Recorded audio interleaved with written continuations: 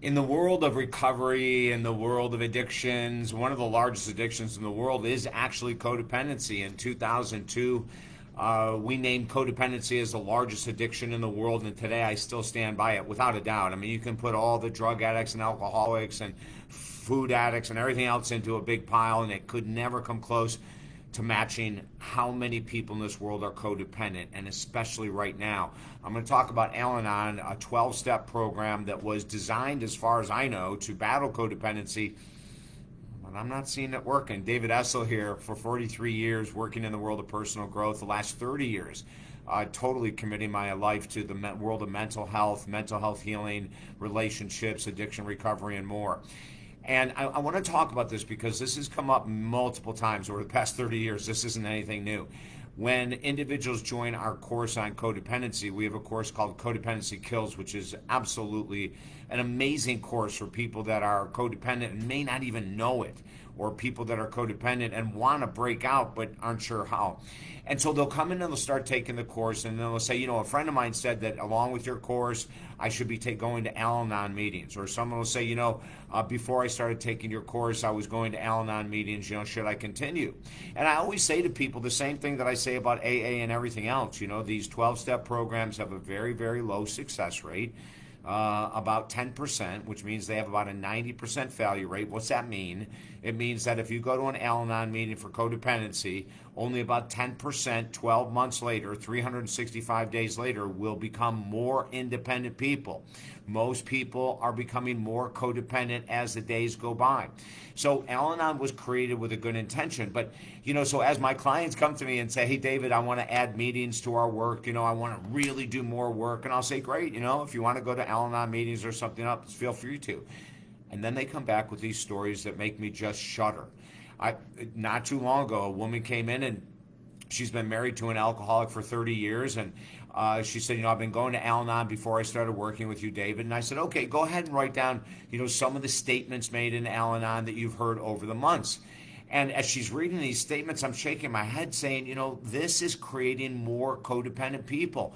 One of the things she said to me is, well, I was going to leave my husband or go through a separation or just divorce him. But in the meetings, they say, don't worry about your husband. Stay on your side of the street. Let him take care of his side of the street. And I'm sitting here listening to this. And I said to her, how long have you guys been married? 30 years. How long has he been an alcoholic? 30 years. How long has he been neglectful as a father? 30 years.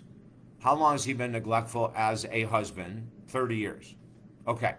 And so what this group is saying is that you've been with a neglectful, alcoholic husband that has not been a good father and not been a good husband, and you're supposed to stay, and you're supposed to just allow him to do whatever he does, and you're going to live your life. Like, that makes no sense. That's called codependency. If you're staying in a terrible relationship, you are codependent. You're not staying on your side of the street. How can you stay on your side of the street when the person lives with you, maybe sleeps with you? What is it about that makes sense? In the world of codependency, it doesn't make any sense at all. I found out in 1997, after going through a 52-week intensive course on codependency, that I was the most codependent man a therapist I was working with ever met in intimate relationships. So then I started going to Alanon meetings. I said, I got to find out what these things are about. And I'm sitting here listening to these mainly women who are in this group, and there was about 25 of them. I think about 15 had been there for a very long time. And they're telling these war stories about what their husband did again last week. And he promised he wouldn't drink, but he went out on Saturday and he got hammered, and he missed church on Sunday, and he wasn't at my little boy's baseball game on Monday evening because he still didn't feel well. And they've been going to these meetings for 15 years. And I'm saying, what is it about this that makes sense? And the answer is none of it. So what we teach, if you really want to understand codependency, please take our course, Codependency Kills. Pick up our book, Love and Relationship Secrets That Everyone Needs to Know, because it's all about codependency. But what we need to know is when you're in a relationship with someone who's abusive, who's an alcoholic or an addict, it doesn't matter if they're a spending addict, a food addict, or whatever, is that you need to learn how to set boundaries with consequences. So as these women keep coming in from their Alanon meetings and I say, what about boundaries and consequences? They go, oh, I tell my husband every other week when he does something ridiculous, if you do that one more time, if you go out and get drunk one more time, if you go out and get a high one more time, we're leaving. And I say, and do you leave? Well, no. And so listen to this. This is crucial. When you set a boundary with someone, whether it's with addictions or anything else, and a consequence, if you do this again, I am leaving, and you do not leave, you have lost all respect from that person. That person will never respect you because you're crying wolf. All you're doing is you're making a big scene about nothing. They know you're not going to leave. They know you're not going to pull the consequence. So you can scream and rant and rage all you want, or you can be very calm and say, honey, if you do that again, I'm leaving. And if you don't leave, you're screwed. You are more codependent every day. When you set a boundary and a consequence and you don't pull the consequence, you are becoming more codependent. I have seen these people coming out of these meetings into my office, our private practice, and I'm just shaking my head. And eventually I say to them, why do you return to meetings where you're hearing these war stories all the time? Do you hear any success stories? Do you ever hear people saying, well, I'm so glad I've gone to Alanon for 20 years because 19 years ago my husband quit drinking and we have had a blissful relationship ever since? No, you won't hear that because those people wouldn't be in those meetings. They wouldn't need it. So let's really be clear about what codependency is, what boundaries are, what consequences are, the lack of respect. You set a boundary and you don't pull that consequence, you have zero respect. I don't care if it's a 10-year-old or a 50-year-old.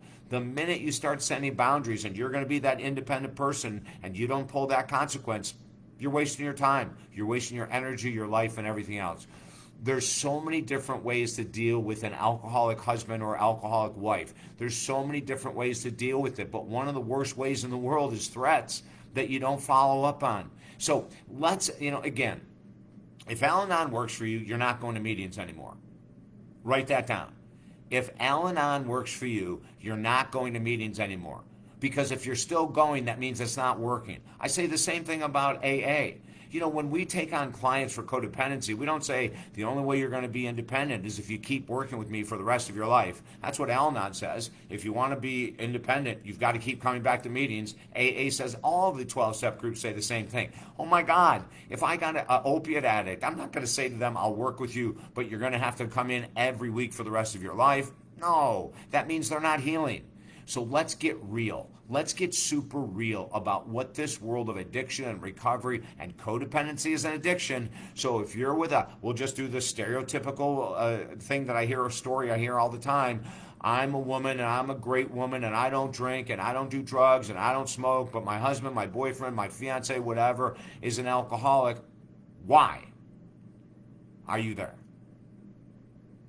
Without a serious boundary and a serious consequence and pulling it. Why are you there? And I'll give you the answer. You're still there because you're codependent. We can shatter that. This is the greatest news I can tell you.